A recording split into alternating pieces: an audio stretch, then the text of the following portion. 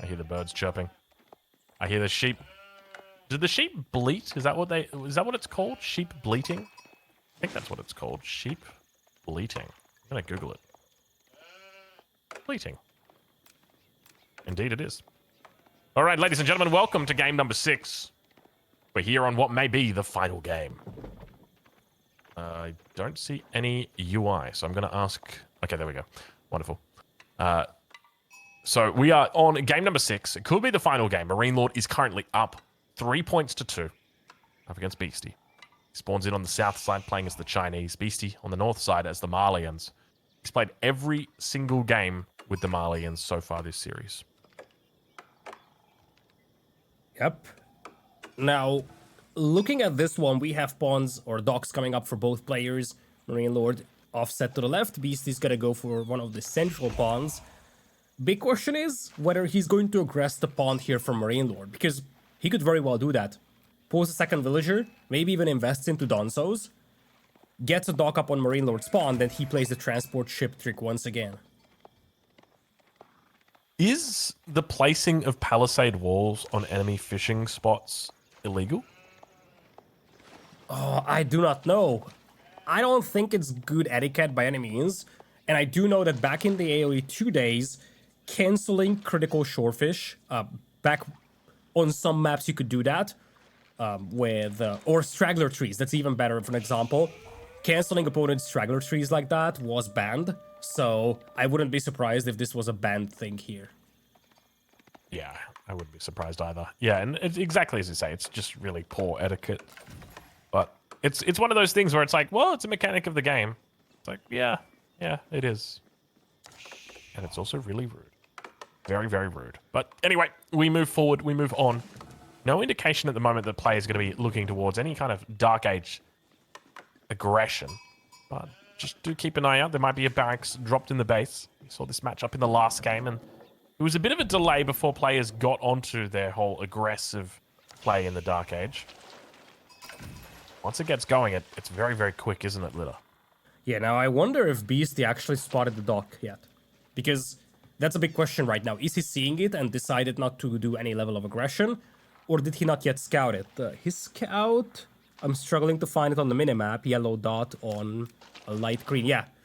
He has the spawn scouted, but I'm not sure when he scouted that. So we actually don't know if he sees that dock or not. I'm pretty sure MarineLorD made this dock as soon as he could. So I suspect he probably knows about this. But have a look at the sacred site spawn. A little bit more of a fair sacred site spawn, you'd say, but then all of a sudden it's between MarineLorD's 2 ponds on this south side. So he's got another good spawn with the sacred sites. Relic's a little bit better, though. Relic spawned in the middle.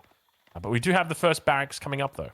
It's going to be Beastyqt dropping his barracks down on his central dock location. Yeah, similar approach to what we've seen in the previous game. Goes for the barracks, should aggress that one pond, and once again, it wouldn't be surprising to see a transport ship play.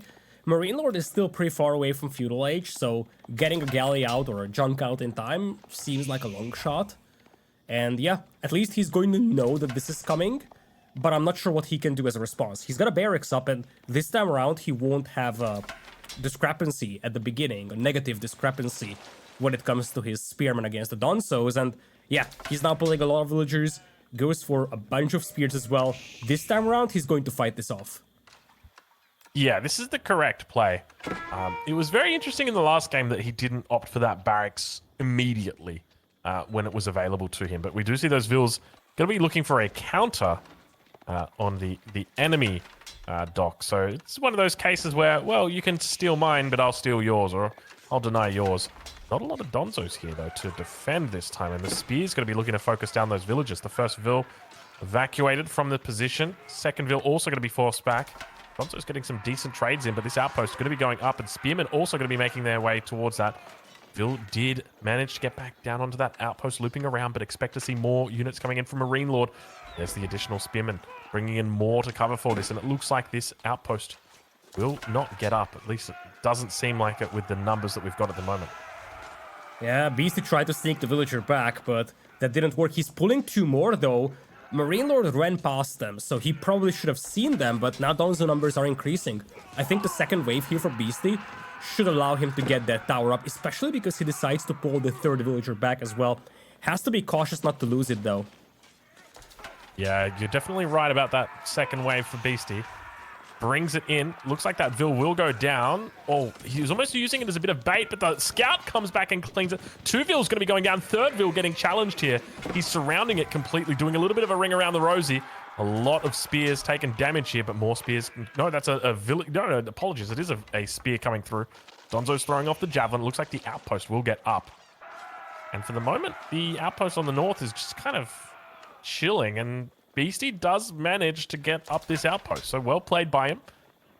Keeping that villager alive, and now the Donzo's going to jump inside, and you've got a whole bunch of villagers, or rather, a whole bunch of fishing boats. Just going to have to scramble. Yeah, MarineLorD's fishing eco is idle. Beasty's worked for quite a while, despite this tower being here, so I'm not sure what happened there for MarineLorD. Maybe he saw Beasty garrison and then just popped out the villagers, went to do shore fishing, and then he was just too focused on the micro and didn't notice that Beasty popped the fishing ships back out. But once again, fishing ships go out. This time around, one of them will be sunk by the tower. And it looks like we might have both of those docks traded against each other, because I don't see a world where either of these players will keep their docks alive right now. Yeah, it doesn't seem like it. Once you've got a tower on top of it, it seems very difficult to ever really challenge that. Just obviously in the Dark Age, there's no real way to stop it because of the power of the outpost. But we do see the dock in the center being denied here. I'm curious whether MarineLorD looks to try and get his own dock on this central pond.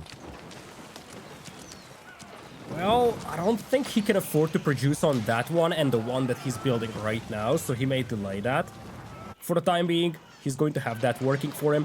Other side, MarineLorD is going to take it down as well. And yeah, there is a second dock coming in here for Beasty.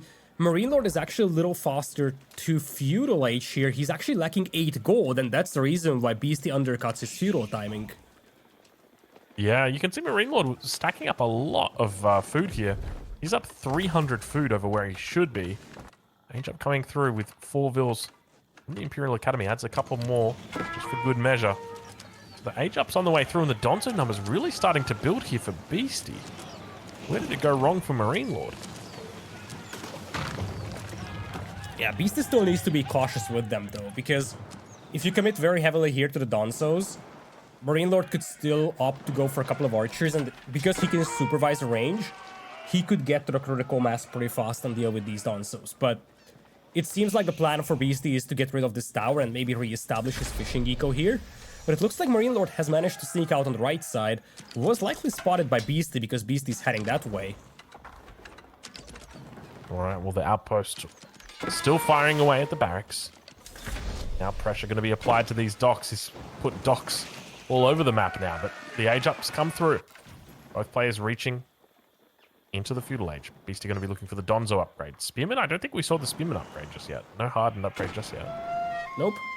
No upgrades on that department. No combat ships coming out for either side just yet.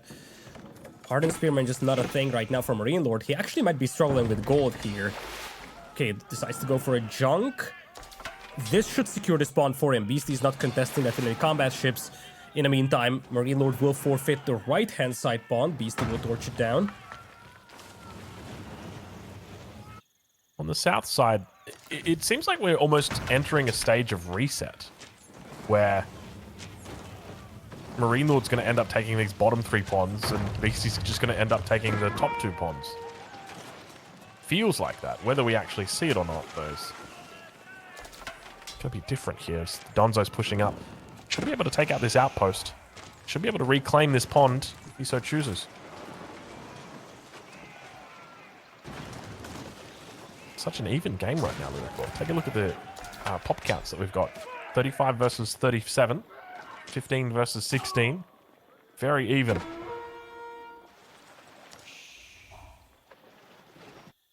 Alright, a single fishing boat remains in that pond, and Beasty now going for a big expansion up towards the north. If there's anything that's or anything that he's got going for him, it's definitely those pit mines. That extra little passive gold income's going to go a long way here. Yeah, that's the big thing. And remember, MarineLorD is still in Tang Dynasty, so no song for him. His gold mine was denied for some time, I feel. Probably there was some harassment by Beasty. And right now, he doesn't have a super consistent gold income either. Whereas for Beasty, look at the resource bank that he has. He's actually working his way towards Castle Age.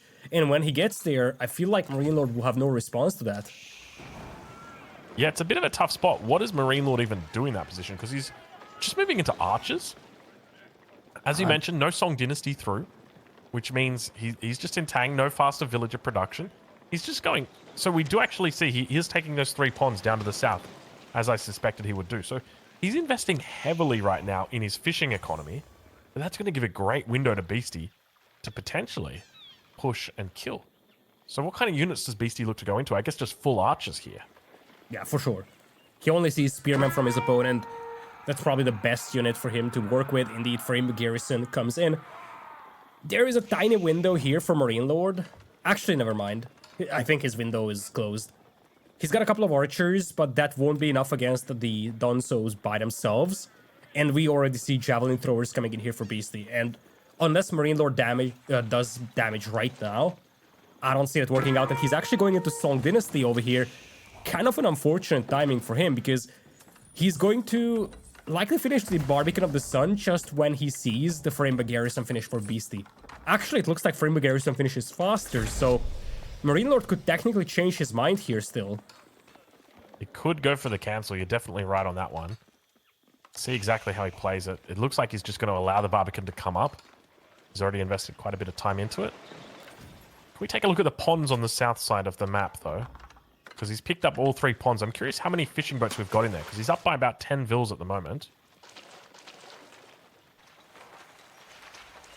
So just a couple of fishing boats in these ponds. Not a huge amount but down here. Definitely going to take some time for these to pay off, that is for sure. Yeah, veteran archers now coming in. MarineLorD's gold income is still somewhat concerning. His food income is fine for a Castle Age very soon, but that gold is still somewhat lacking. And if Beasty chooses that as the angle of attack, we could easily see MarineLorD being denied of gold, even if he gets to Castle Age. I suspect he's just moved a lot of vills out over onto gold, though. He's looking for that age up soon. He'll find it shortly with the Imperial officials delivering the gold. He's got plenty of wood in the bank as well, so he can throw down production if he needs it in a jiffy. Question's going to be what unit he needs to move into at this point. Highly likely he's just going to be going up against a big archer mass from his enemy. So he could move into maybe Palace Guards together with a Nest of Bees. Yeah, I would think so, yes. But definitely has to involve Nest of Bees here, because Palace Guards by themselves, they don't have a super high amount of ranged armor, and don't forget, you're going to be up against a lot of those archers, and they're also going to have poison arrows. So here, Palace Guards by themselves won't crack it. MarineLorD's wood bank is looking pretty sharp, though. And he's actually buying a lot of time here with this dog. Is there a demo coming? Yes, that's a demo coming. That's a demo. That's a demo. But he's split pretty well here. Oh my god, it does so much damage anyway. Wow. I thought the split would have saved him. There was about 10 units that just went down in the blink of an eye. That's a crazy good trade for MarineLorD. Buys himself time to get to Castle Age. Another demo comes in. This time around, Beasty jukes it. But MarineLorD is going to just reserve that for the time being. And MarineLorD has bought himself a lot of time. He's up by 60 eco, don't forget that.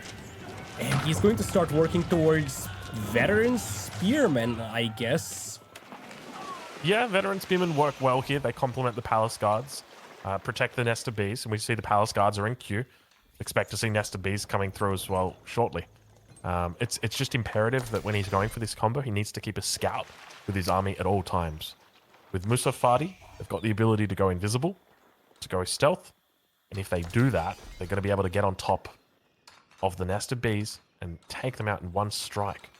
So you want to make sure that you always keep a scout with your army, just to make sure that that threat of Musafadi stealthing on your army is no longer there.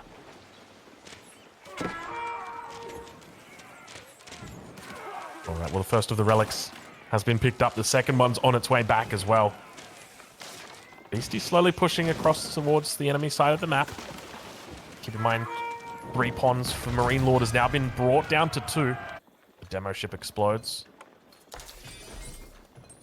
The numbers keep building for him here. It's up to 5 Palace Guards. He's looking to add in another 5 and hit those double-digit numbers. Now it's Song Dynasty though for MarineLorD, and looking at those resources, I'm actually wondering if he's thinking about Yuan Dynasty. Nope, he's going to spend that gold, although he's still putting a lot of food. Tries to make a horseman switch. That he has a lot of food for.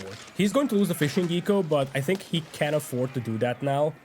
Because now he's got Song Dynasty, so his eco lead, at least on the numerical side, will persist.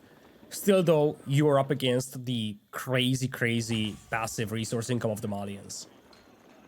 Yeah, and that's exactly right. And it's not shown here on the exact numbers, but yes, it's something very important to remember. No +1 range number coming through just yet for MarineLorD either. So it means that these units are going to take extra damage against those archers. And keep in mind, we do see +2 coming through for Beastie. He's already picked up veterancy. He's picked up the extra damage from the poison. So these archers are going to be in a really solid position. Yeah, blacksmith upgrades are very much alarming for MarineLorD. Quite lacking, so to say. Whereas for Beastie, he's stacking those up. He's getting the imported armor right now. And what's even more important is that he's yoinking all the relics. He's going to be up to 4. So he's going to be well set up long term. Remains to be seen what MarineLorD does over here. Now, Beastie, I don't think he actually managed to catch the horseman switch. Gotta be cautious with those archers. Will juke the Wololo and might actually yoink this scholar after. He's doing a decent job, but we do see he's able to take out another scholar on this backside and then throws away the archers. Some numbers still building here. Horsemen yet to reach critical mass. He's only on 9 horsemen at the moment.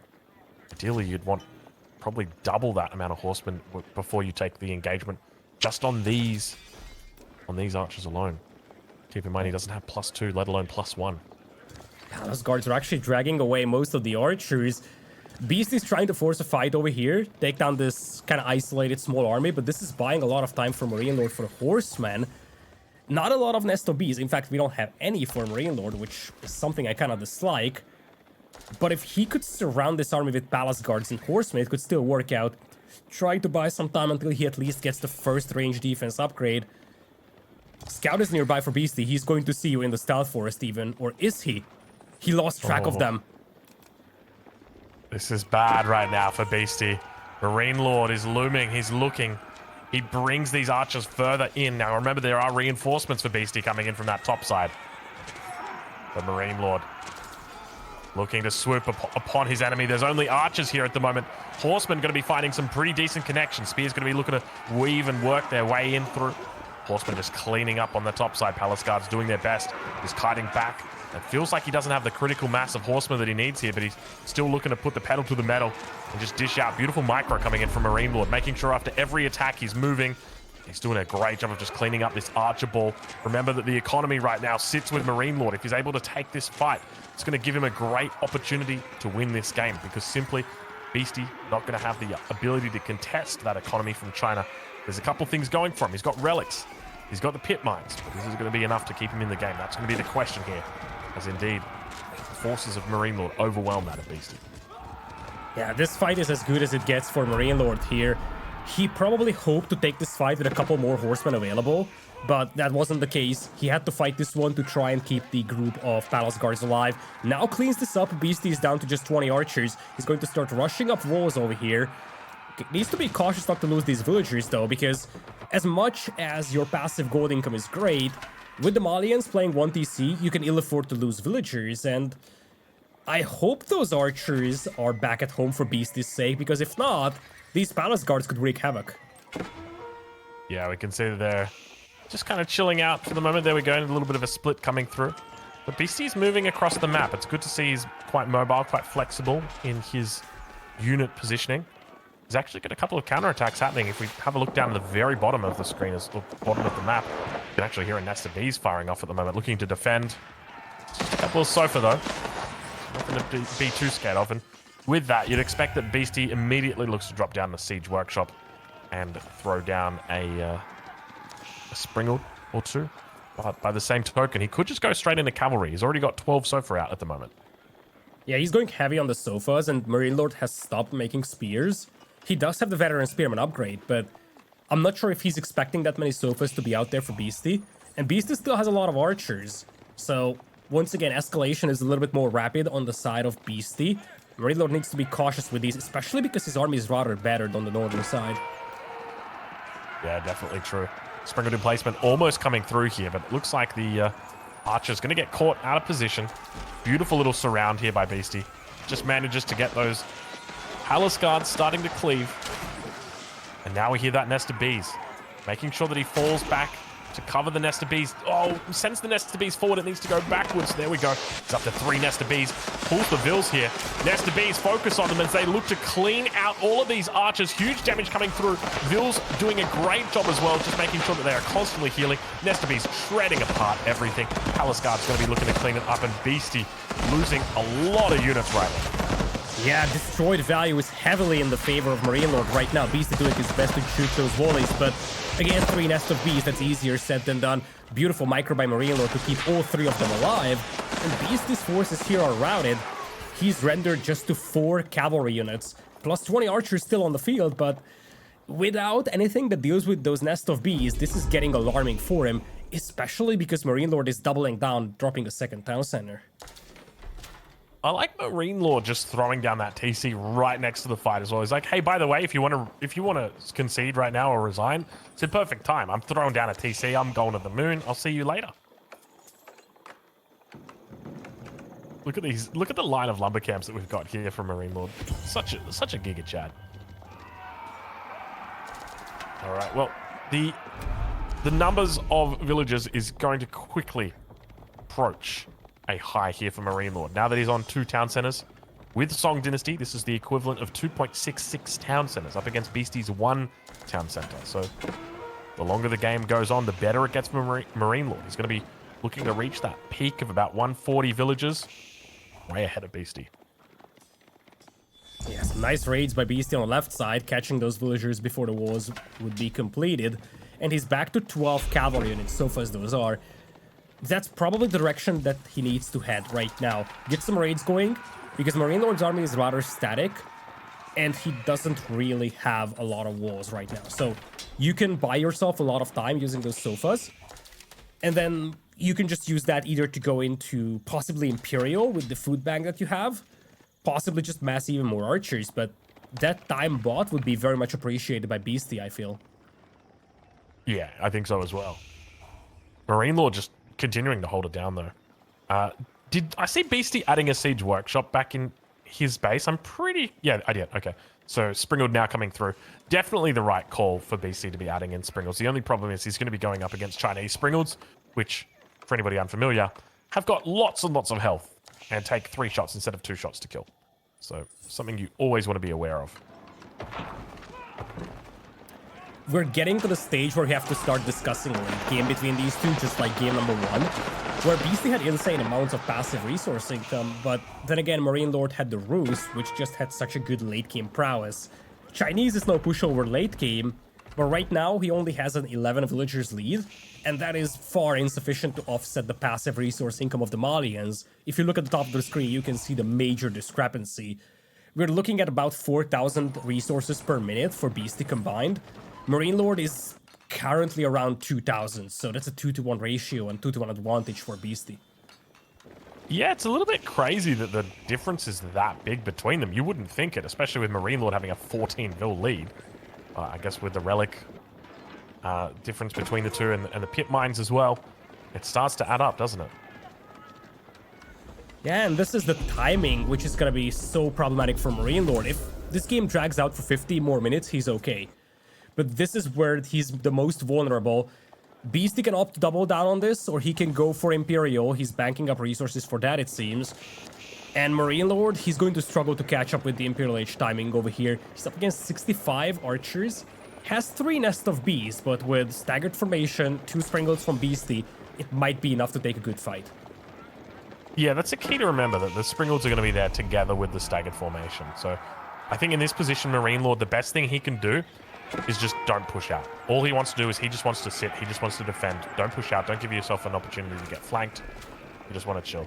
And he ideally needs to start pumping out units non-stop. Has he got... the farm transition's almost through, right? I do remember seeing the 3 granaries going down. I just don't know how many farms he's actually added, because ideally you'd like to see 2 rings around those farms. around those granaries. Okay, it's pretty decent. Not a bad transition that he's got.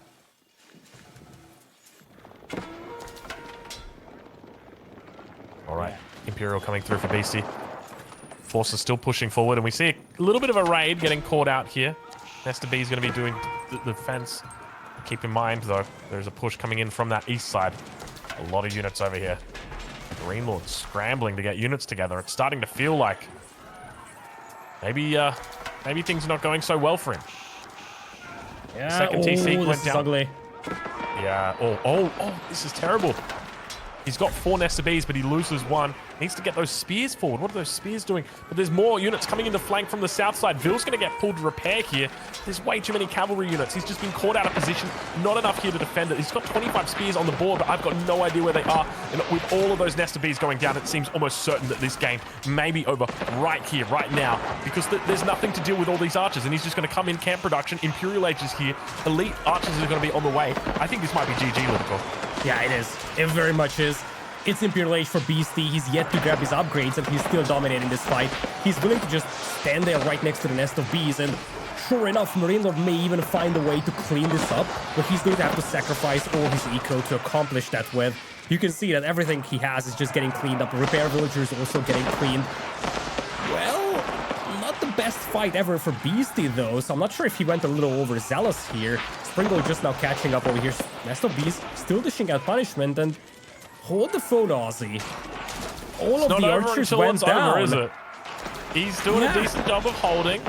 He's still up 2 vills as well, but obviously there's a huge economic difference between these two. Logic Somehow, would say... some way, the Frenchman holds. Logic would say that that should have been GG there, especially because a lot of villagers got caught in the crossfire. Now, MarineLorD's position is far to be envied. Like, looking at his position, he's stuck in Castle Age, even amounts of villagers, but he doesn't have the passive gold income or passive resource income that Beasty has. But he lives to see another day, at least for the time being. It's still an uphill battle for him, but yeah, I feel like maybe Beasty went a little overzealous there in that fight. Maybe he felt like he could just GG MarineLorD out there, but Nest of Beasts survived and eventually cleaned up those archers. I'm just impressed that the Nesta Bees survived. I have got no idea. There was so much cavalry in there, so I don't know. Maybe the vills were healing, or maybe the cavalry was hitting the wrong units. But yeah, the Nesta Bees, that changed everything. All right, well, counterattack going to be coming through. Beasty going for a nice little wall attempt here. Not bringing enough villagers to the party. Means the palace guards make their way through. A couple of them getting caught outside. Ideally needs to split these guys off into different directions. Yeah, MarineLorD just needs to buy time right now. For him, his win condition is finding a way somehow to Imperial. Yeah. Just buying time as much as he can. Beasty now is bringing in the heavy siege, though, with the bombards arriving. His base isn't going to last very long, so he's got about 2-3 minute stops. When that bombard starts firing, it's going to be very painful for MarineLorD. The problem that MarineLorD's got now is he's fighting against a Culverin Civ. And this is something that I talk about quite often. Part of the reason why I really didn't like China and the direction that the devs went with for the civilization is because you don't really have many ways that you can deal with the Culverin. Like, Fire Lancers is your best bet. Because when it gets to these late game fights and you're sitting on 200 pop, your enemy's got 3 Culverin, you need to have 9 Springalds to deal with them. And the reality is, late on in the game, the Astronomical Clock Tower can only pump out 1 Springald at a time. Culverin's just so effective at dealing with enemy Springalds. Such a great unit to have. It really gives the ability to the Malians to have that superiority, that supremacy in the late game. We can see that Culverin firing off now. Misses the one-shot, so it doesn't have that chemistry upgrade through just yet. Nesta B's firing off. Spearman on the front line doing a decent job of holding the line. But still that siege just slowly dishing out damage on that back line. Yeah, let's not forget that MarineLorD destroyed 10,000 resources worth of value more than his opponent did. So, as much as his resource income was weaker, the efficiency of the fights that he has taken were definitely great.